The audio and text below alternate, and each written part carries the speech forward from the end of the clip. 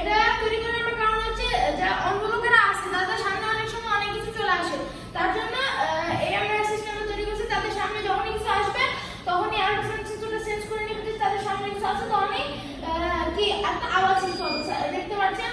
মানে এই ট্রান্সফর্মার সাইজটা একটা জিনিস ছাড়ে তারপর রিসিভ করে, রিসিভ করে আর্টিকেল ছাড়ে।